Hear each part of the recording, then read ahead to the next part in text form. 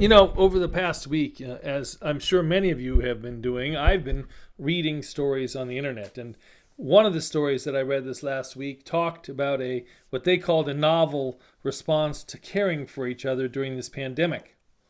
The story was focused in Canada and lifted up the phrase caremongering.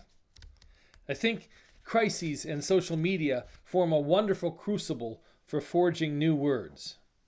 Caremongering has its roots in its opposite, fear-mongering.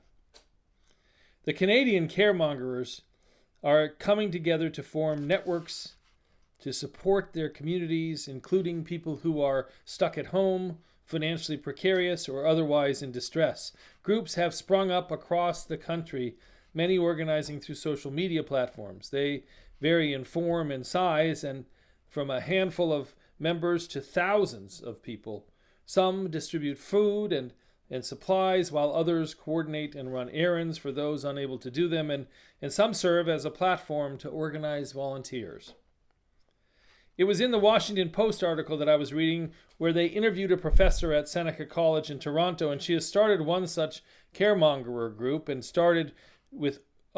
worked with others to organize and create a how-to guide for setting them up. According to her, there are two sorts of groups now: mutual aid groups and what she called neighborhood pods.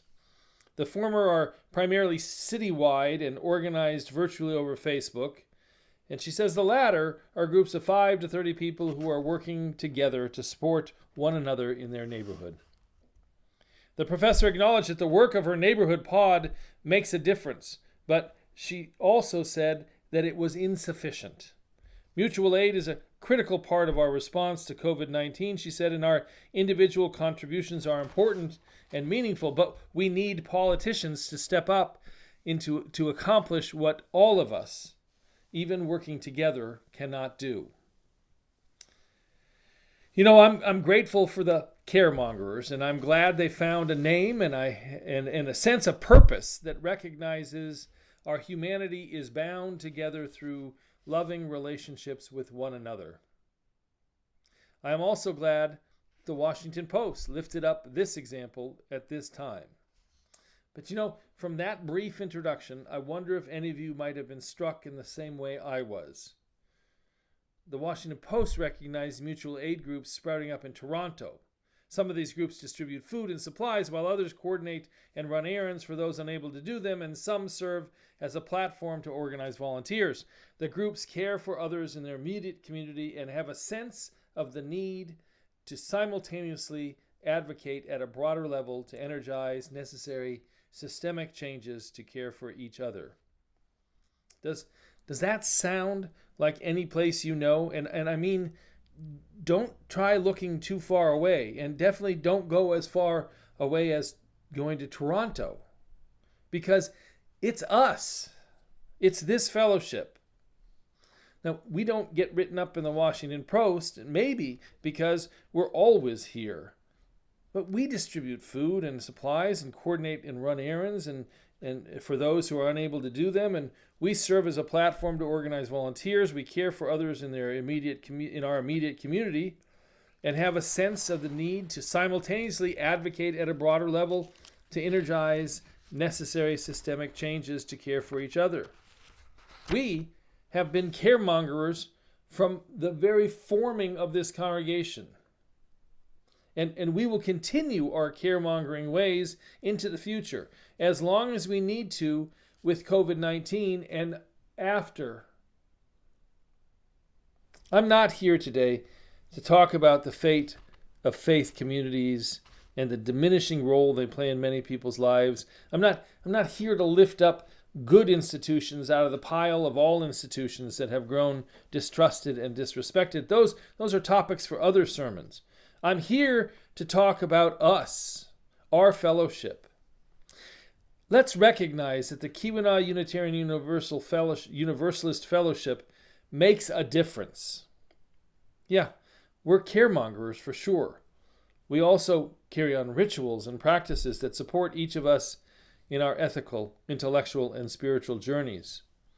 And I don't want to be a smart aleck, but If you don't think we do this 7 days a week, 24 hours a day, come spend a week with me and you'll see the loving effort that so many people in this congregation share with each other and the broader community day after day.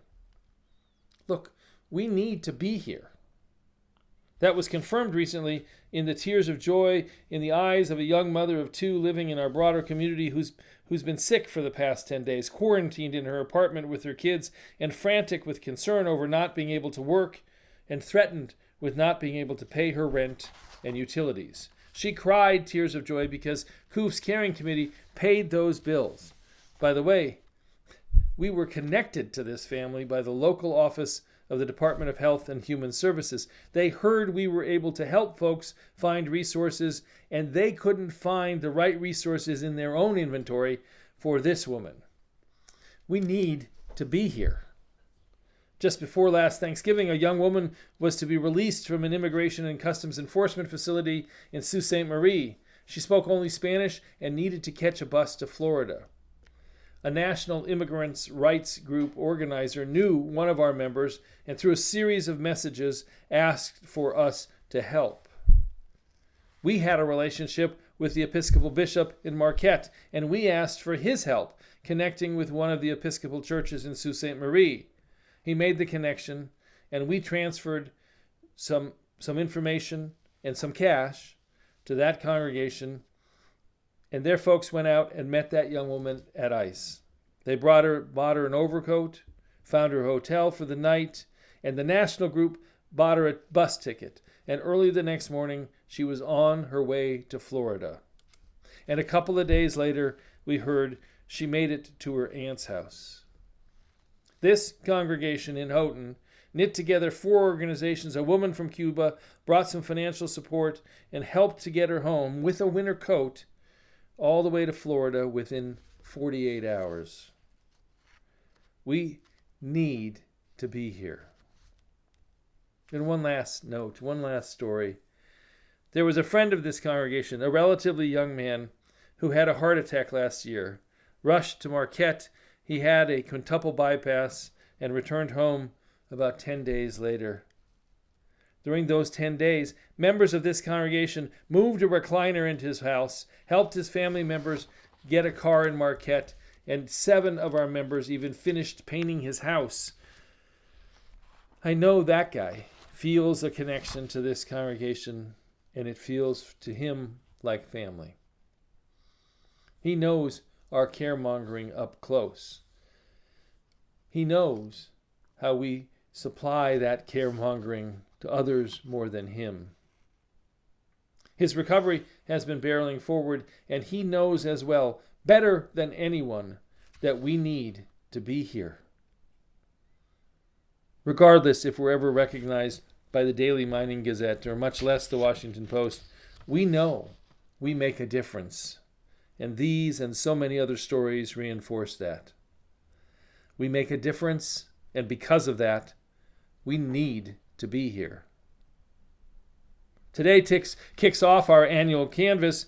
This is when we pledge our support for this congregation.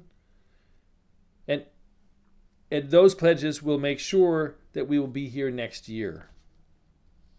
Every year, UU congregations face all kinds of stewardship challenges. For example, large donors move or pass away, and those congregations are faced with filling the hole left behind. We know that this year. And each year, congregations step up to overcome that kind of loss.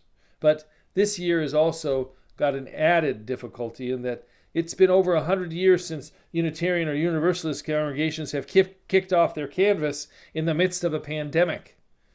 Today, folks are stressed by the alienation isolation brings. They're stressed by the stock market and its effect on their retirement savings. And they're stressed because we just don't know when this will be over. This year, our congregation and others will have to step up and overcome the uncertainty imposed by the virus. Because there is one thing that is certain. We make a difference, and we need to be here. I invite you to respond generously to the appeal you'll receive in the mail and that you'll hear more about in a couple of minutes. Thank you.